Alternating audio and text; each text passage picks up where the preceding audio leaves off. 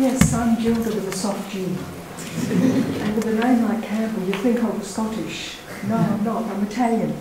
I was actually born in Italy and I came to Australia as a 2-year-old with my parents. So you might as well call me an Aussie, because I say, yeah, no. So I'm just going to give you briefly today, I'm just going to give you 5 key steps to successful job search. And I don't have much time, but you will get more information if you come to my workshops or our workshops. And I do recognise some of you in the room today that have come to my workshop already. So I encourage others to come to our workshops because you will get more information in those workshops. So basically I'm going to give you the 5 key steps. 1, know yourself. 2, research. 3, develop the essential tools. 4, utilise different job search strategies. 5, improve your interview skills. I'm going to touch briefly on your recognition of overseas qualifications, where to next, and I do encourage you to send your inquiries to us through the ICON inquiry or our database or our Your Apply site inquiry page. So know yourself. Yes, you need to know who you are, and I think you do already. You've come from very high positions in big companies from overseas, but you have to have an awareness of who you are. What are your talents and passions and skills and strengths? Be clear of what you can offer a potential employer. You must know that how you are the best person for that particular job. But most of all, you need to be able to articulate all of that to the employer. It's about understanding who you are, what you've got to offer, how you are the best person for that job, and how you're going to convince that particular employer that you can do that job. So it's important that you know who you are, know yourself. The other thing that has been mentioned before too is about researching. I can't stress enough how important it is for you to research, to know what your occupation or what your profession in South Australia requires, what is happening in your profession in South Australia. So it's important for you to understand and to know and to prepare what it is that you need to do within your occupation, within your industry in South Australia. Do you need to take any professional training or gap training if you have certain qualifications like teaching or accounting, medicine, engineering, whatever it is that you might have? Some occupations do require that you do become registered before you can work or teach or practice. So if you do need your qualifications assessed, not the ones that you have had assessed for migration purposes, but more so for work purposes, we can do that for you through Immigration SA, recognition of overseas qualifications. But most importantly is just to explore what is actually happening in your industry, what is actually happening in your field as well. What are the major industries in South Australia? Where are the jobs? Where are the opportunities for you to be able to transfer your experience and your skills to our industries as well? So find out what those major projects are in South Australia where you can fit into those occupations as well. Develop the essential tools, because the way we do things in South Australia is that you're going to need a resume, you're going to need a cover letter, and those resumes and cover letters have to be targeted specifically to that particular job that you're applying for. So this is how we do things around here. You may also need to consider preparing an action plan or having an action plan, because if you don't know what you're doing, then what we say is that by failing to plan, you plan to fail. So you need to have some kind of a plan, and I usually call it a no-nonsense checklist, basically, where you can just tick your progress and see how you're coming along the way too. And to refine your interview skills, because to win that job, you're going to need to be interviewed, and to be interviewed, you need to know how to be interviewed and what it is that you need to know about how to interview successfully. Utilise different strategies. I don't like to hear that, you've been here 2 weeks and you've applied for 200 positions on seek.com. that's not the only way to find a job. There are many other strategies that you need to be considering.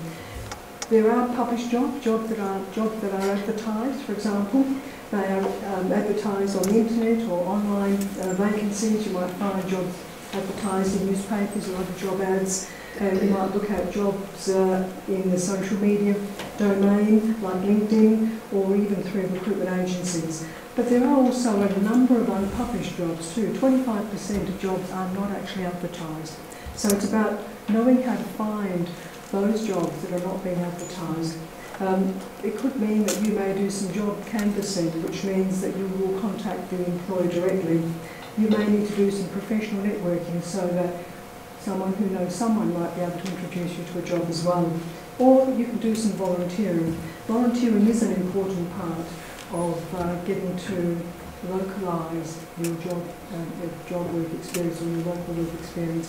So I can't stress enough how volunteering is important. And when you come to our workshops, we talk more about that, and I can actually introduce you to my networks so that they can connect you to opportunities as well. And lastly, improve your interview skills. It's very important that you do interview well, because that may or may not get you the job. So interview, it's usually job application or resume, job application, interview, job. Sometimes that's the order that things happen. So it's important that you do prepare well for interview. You need to know how to practice to respond to those interview questions. What are the most commonly asked interview questions that we can provide to you in the workshops that we run. Research the interview process, the different types of interviews, and is it a one-on-one, is it a telephone, is it a panel, etc. So you need to know how we do things around here in South Australia.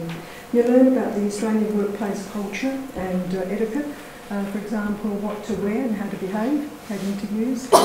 One client who was with me in an interview preparation coaching session, it was a one-on-one with him. He was getting ready to go to interview next week, and he said to me, "Do I look okay?" I said, "Yeah, no." No, I said, "Not those shoes, and not that top. That's not going to work." So you need to know how to present and how to behave. Ask for feedback. It's important because some employers do give feedback, some don't. But if they do, take it on board. Even if you didn't get the job, it doesn't matter. Feedback is important because you're going to learn from that feedback and you're going to improve, aren't you? So you need to have that feedback to get better for the next one. And reflect on each interview to improve too, because at the end of the interview, when you go home, make a note of all the questions that you were asked. How did you answer those questions, and how many examples did you have? I hear it again and again when I do the interview coaching. A lot of you don't have enough examples. You must have a list of examples. Nobody knows you here, so you have to tell us. You can't assume that an employer knows what you know without actually articulating it. So you've got to have a lot of examples up your sleeve when you go for interview. So it's important that you prepare for that. Your overseas qualifications, just briefly as I mentioned, if you want them done, contact us through the apply site, through the apply site. There's a checklist there that you need to prepare your documents, etc. So have your documents ready and we can do that for you. It's free of charge at the moment, so take advantage. And where to next? Where to next? We do have a Job Essentials Guide on our website. It is currently being updated at the moment. It's going to be bigger and better for you with much more information. So have a look at that.